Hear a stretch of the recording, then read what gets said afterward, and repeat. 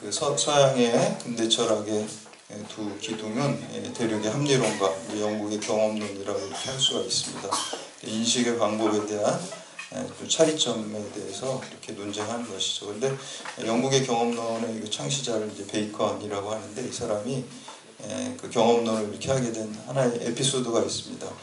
당시에 이런 곤충학이나 이런 데서 거미의 다리가 이제 10개라 그랬어요. 그래서 사람들은 그냥 거미 다리가 10개구나 이렇게 이제 다 생각을 했어요. 그런데 하루는 이 베이컨이 의심을 하기 시작했어요. 이제 거미 다리가 진짜 10개 맞나? 이렇게 해가지고 거미를 잡아가지고 세보기 시작했어요. 세보니까 8개인 거예요. 그래서 야, 이거 내가 직접 경험해 보지 못한 것들을 그냥 어떤 무작정 믿는 것은 아닌 것 같다, 이런 생각을 해서 이제 경험론을 주장하기 시작했다라는 그런 일화가 있습니다. 그래서 저도 이제 이 사사기를 보면서, 사사기에서 삼손이 우리가 좀 제일 많이 알고 있잖아요. 기드온보다도 어렸을 때는 특히 이제 삼손의 이야기가 가장 잘 알려져서 삼손이 기드온보다 그래도 좀 더 인지도가 높고, 어린이들도 삼손 다 알잖아요. 그래서 삼손이 아마 분량도 제일 많고 그래서 양쪽으로도 제일 많을 거다, 이렇게 저는 생각을 했어요. 그래서 베이컨처럼 한번 해봤어요. 왜냐면은 삼손은 4장이고요 기드온은 3장에 걸쳐서 나와요. 그래서 이렇게 보니까 절이, 기드온이 한 절이 더 많더라고요. 그러니까 제가 갖고 있던 고정관념이 직접 해보니까 깨졌어요. 그래서 삼손은 4장에 걸쳐서 나와 있고 기드온은 3장이죠. 절이 한 절이 더 많아요. 근데 그렇다고 해서 또 이제 기드온이 더 많다고 또 확신할 수가 없어요. 왜 확신할 수가 없냐면 절 글자 수를 안 세봤어요. 그래서 혹시 시간이 계신 분들은 글자 수를 한번 세가지고 저한테 알려주시면 제가 좀 더 확실하게 말할 수 있을 것 같아요. 그래서 이제 그만큼 이제 기드온이 그 절수만으로 따지면은 이 사사기 전체에서 제일 그 분량을 많이 할애하고 있어요. 그래서 어떻게 분량을 많이 하면 그만큼 또 중요성이 높은 사람이라고 볼 수가 있고요. 사사기 전체가 21장인데 이제 12명의 사사가 나옵니다. 근데 이제 6명의 사사는 분량이 3절도 안 돼요. 그렇기 때문에 소사사라고 이렇게 얘기를 하거든요. 심지어 이제 삼갈 같은 경우는 한 절밖에 안 나옵니다. 반면에 이제 6명, 나머지 6명은 굉장히 길게 분량이 있어서 이제 대사사라고 하고, 그 대사사 중에서도 기드온이 가장 많은 분량을 할애한 그러한 사사라고 볼 수가 있습니다. 그래서 오늘 7장은 아마 우리들이 너무 잘 알고 있는 말씀이에요. 하나님께서 기드온의 300용사를 어떻게 추리는지 그 방법에 대해서 이렇게 기록하고 있는 그 말씀입니다. 특별히 이제 7장 전반부에 보면 이제 이스라엘 백성 중에서 이제 전쟁에 참여하라고 이제 군사를 모집했을 때 32,000명이 왔어요. 반면에 이제 그 미디안 족속들, 그리고 동방 족속들, 아말렉 족속들 3군 연합군요 13만 5천 명이나 모였어요. 그러니까 13만 5천 명의 적의 숫자에 비해서 3만 2천 명이라는 숫자는 굉장히 적은 수인데, 그럼에도 불구하고 하나님께서 거기서 더 주리라는 말씀을 오늘 기록하고 있습니다. 그래서 이 말씀을 통해서 하나님께서 기드온을 통해서, 또 기드온과 그 300명의 용사를 통해서 놀라운 기적의 역사를 이루어 간 것 같이 오늘 우리에게도 하나님의 은혜가 임해서 기도함과 같이 이 시대에 크게 기적의 역사를 또 이루어 가시고 쓰임받는 여러분들이 다 되시기를 주님의 이름으로 축복합니다. 처음에는 첫째, 인간의 힘으로 불가능한 상황에서 하나님께서 일하십니다. 우리 신앙이라는 것은 불가능한 가능성입니다. 인간적인 시각으로 볼 때 가능하지 않지만, 불가능하지만 하나님 능력이 임하셔서 그 불가능하게 가능하게 되는 게 그게 신앙입니다. 그래서 신앙은 그 impossible possibility라고 그러잖아요. 불가능한 가능성이다 라고 말씀하고 있습니다. 그래서 오늘 말씀에 기드온의 300용사가 미디안 족속 13만 5천 명을 이기는 것은 불가능하죠. 근데 그 불가능이 하나님의 능력이 임하시니까 가능하게 되는 것을 볼 수가 있습니다. 그래서 미디안과 아말렉과 동방 사람과 이 세 연합군이, 삼북 연합군이 13만 5천 명이 이렇게 모였습니다. 이 사람들은 그냥 뭐 이렇게 뭐 민간인이 아니에요. 군사 훈련을 받아서 추려진 그런 부대에 13만 5천 명이 모였고요. 그리고 오늘 본문 3절에 나오는 것 같이 이스라엘 백성은 3만 2천 명입니다. 그러니까 우리가 이렇게 봤어도 13만 5천 명인데 3만 2천 명은 그 비교가 안 돼요. 전쟁을 할 수가 전투 대상이 안 되죠. 우리 요즘같이 무슨 뭐 무기가 좋으면은 숫자가 조금이라도 좋은 무기 가지고 이길 수 있지만 이때는 뭐 무기가 별거 없잖아요. 창이나 칼이기 때문에 무조건 숫자가 많으면 그냥 이기는 거예요. 숫자가 많은 팀이 이길 수밖에 없어요. 그런 상황에서 하나님께서 그 사람들을 더 이스라엘 백성 군사를 더 줄이는 것을 볼 수가 있습니다. 우리 1절하고 2절 말씀 함께 봉독합니다. 시작. 여룹바알이라는 기드온과 그를 따르는 모든 백성이 일찍이 일어나 하루셈 곁에 진을 쳤고 미디안의 진영은 그들을 북쪽이요 모레산 앞 골짜기에 있었더라.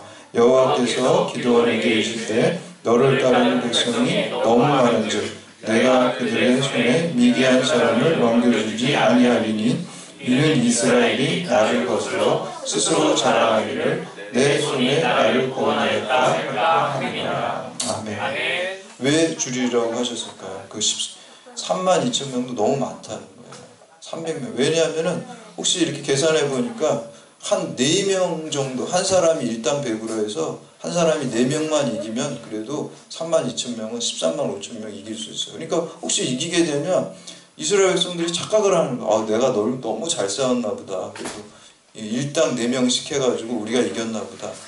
이 착각을 할까봐 아예 그 착각을 차단하기 위해서 하나님께서 너무 많다는 거예요. 3만 2천 명도 줄이라고 이렇게 얘기합니다. 그리고 이제 300명만 남아놓으면 이제 300명 대 13만 5천 명은 그런 생각을 할 수가 없죠. 이제는 완전히 이거는 뭐 이길 수가 없는 거잖아요. 아까는 조금 해볼만 했어요. 그래도 4명 정도만 한 명이 이기면 될 수 있다고 계산이 나오지만 300명은 그런 계산이 나오지 않습니다. 이거는 기적이 아니면 하나님의 권능과 능력이 아니면 이길 수 없다는 것을 분명히 깨닫게 하기 위해서입니다. 그래서 이 인원을 줄여주는 것은 불리한 상황으로 더 몰고 가는 것은 하나님이 우리를 위한 축복인 줄 믿으시기 바랍니다. 아멘. 우리의 상황이요 안 될 것 같고 불가능할 것 같은 상황으로 내가 처했을 때 그거는 오히려 하나님의 은혜임을 고백하고 또 우리가 간증하는 여러분들 다 되시기를 주님의 이름으로 축복합니다. 아멘. 하나님의 도움이 아니면 이제 이길 수 없다는 그러한 상황으로 온 것입니다. 두 번째는 하나님은 인내와 절제의 사람을 사용하십니다. 하나님이 두 가지 방법으로 이스라엘 백성을 선발하시는 것을 볼 수가 있습니다. 첫 번째는 겁나는 사람은 그냥 다 돌아가라고 이렇게 얘기해요. 그래서 한번 거르게 되죠. 그래서 이제 2만 2천 명이 돌아가게 돼요. 그러니까 3만 2천 명에서 2만 2천 명이 돌아보니까 10,000명이 남게 되죠. 그리고 10,000명을 물가로 데려가서 물을 마시게 해요.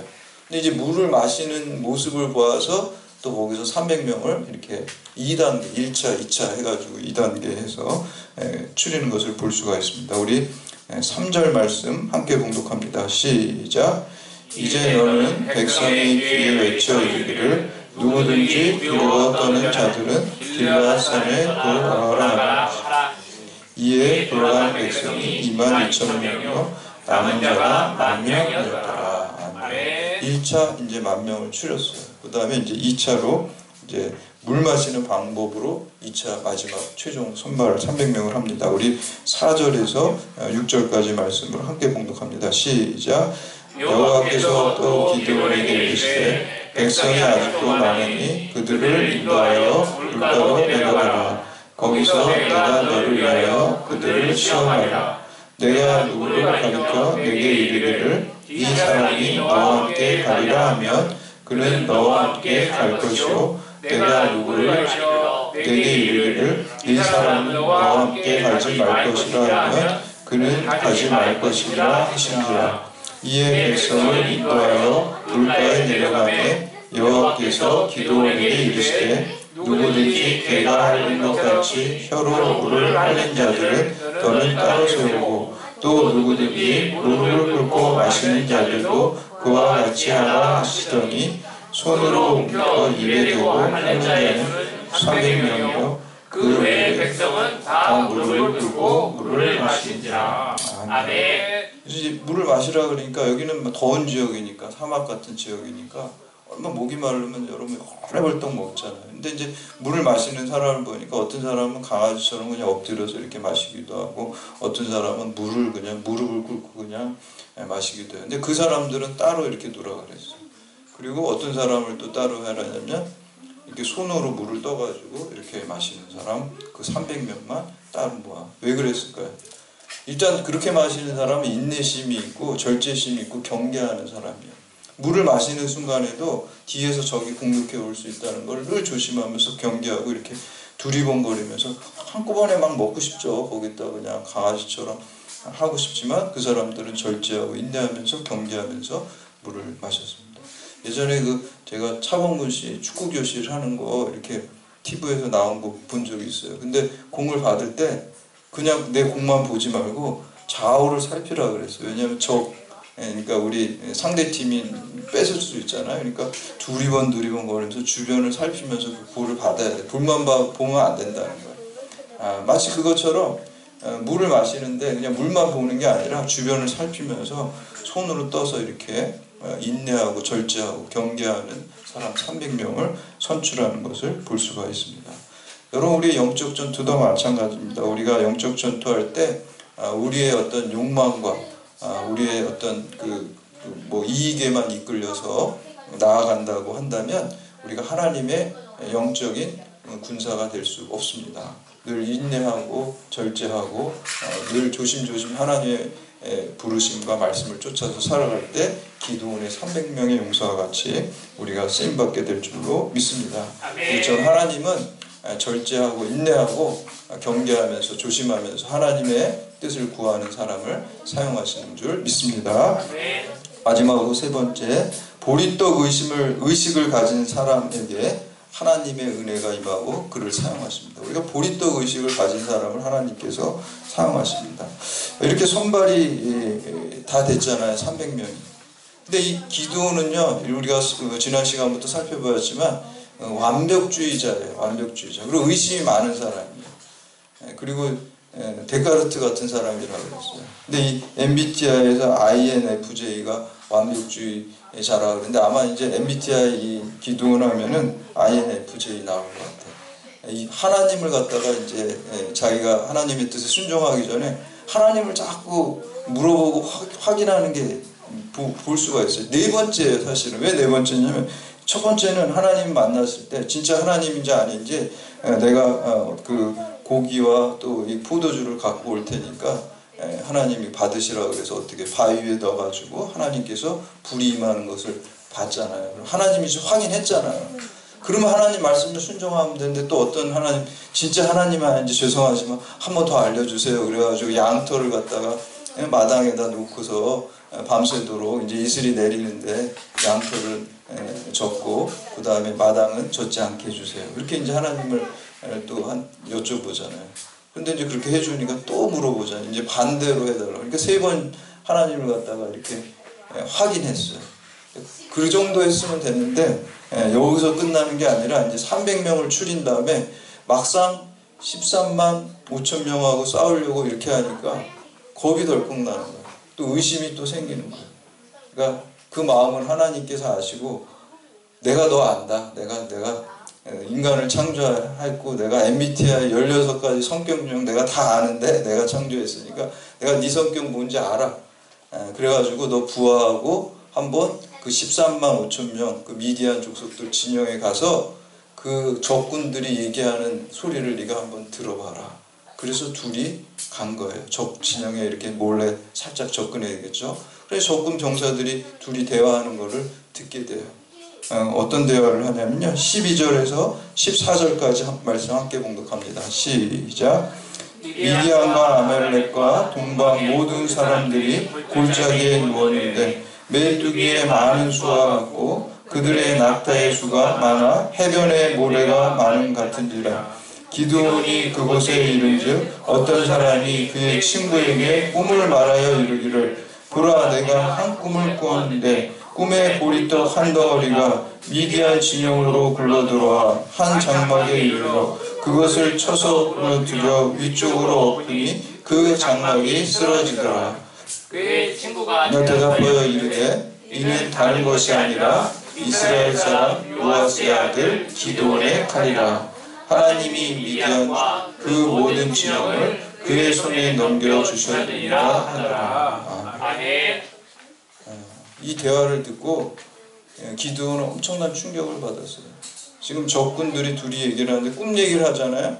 내가 꿈을 꿨는데 큰 보리떡이 하나 있었대요. 근데 그 보리떡이 막 뭐 바위처럼 눈덩이처럼 막 미디안 진영으로 굴러왔는데 그 미디안 진영에 있는 사람이 다 죽었대요. 근데 그 보리떡이 뭐냐? 그게 바로 기드온이라고 이렇게 얘기하는 소리를 듣게 된 거예요. 그때 아마 이 기드온은 그 소리를 들으면서 아마 눈물을 흘렸을 것 같아요. 감동을 했을 것 같아요. 특별히 어떤 말에 감동을 했을 거예요. 보리떡이라는 말에 감동을 했어요. 보리떡이 누구예요? 그게 바로 자기 자신이에요.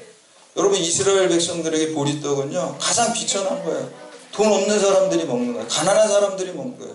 여러분, 오병이어의 기적에서도 그 소년이 갖고 온 보리떡이요 가난한 집이에요. 거기는 가장 하층민들이 먹는 게 보리떡이고 보잘것없고 형편없는 게 보리떡이고, 이 기드온은 보리떡 의식을 가진 사람이에요. 처음에 하나님으로부터 부르심을 받을 때 뭐라고 얘기했냐면, 우리가 사사기 6장 15절에 주여 내가 무엇으로 이스라엘을 구원하리이까 보소서 나의 집은 므낫세 중에 극히 약하고 나는 내 아버지 집에서 가장 작은 가장 보잘것없는 보리떡 의식을 가지고 있었어요. 나는 별 볼 일 없는 사람입니다. 난 하찮은 사람입니다. 그런데 거기에 하나님께서 그 보리떡 위에 하나님께 은혜가 임하기 시작하니까 그 은혜로 그 미디안의 모든 수많은 메뚜기처럼 많은 미디안의 족속을 물리친다는 얘기를 듣게 된 거예요. 아마 여기서 기드온은 그냥 엉엉 울었을 것 같아요. 그러면서 이제 주님의 뜻에 나아가는 것을 보겠습니다. 하나님께서는 이 기드온과 같이 이 보리떡 의식을 가진 사람에게 은혜를 더하시고 사용하시는 것을 믿으시기를 바랍니다. 아멘. 여러분들이 어떤 위치에 있든지 내가 보리떡같이 보잘것없고 아무것도 아니라는 겸손한 마음, 하나님께서는 교만한 자를 대적하시고 겸손한 자에게 은혜를 베푸신다 그랬어요. 여러분들이 늘 보리떡 의식을 가지고 겸손한 마음을 할 때 오병이어의 기적이 일어난 것 같이, 또 모세의 그 평범한 그 지팡이를 하나님 손에 붙들렸을 때 놀라운 역사가 일어난 것 같이, 다윗의 보잘것없는 물맷돌에 하나님께서 은혜가 임하실 때 골리앗을 물리친 것 같은 기적의 역사가 우리에게 일어날 줄로 믿습니다. 아멘. 여러분들이 늘 이 기드온과 같이 내가 하나님 앞에 아무것도 아니라는 늘 겸손한 마음, 보리떡 의식을 가지고 하나님의 은혜가 여러분의 삶 가운데 기드온과 같이 늘 충만하고, 우리가 대적할 수 없는 13만 5천의 문대왕과 같이 큰 세상의 적들을 다 물리치고 여러분 승리하시는 여러분들 다 되시기를 주님의 이름으로 축원합니다.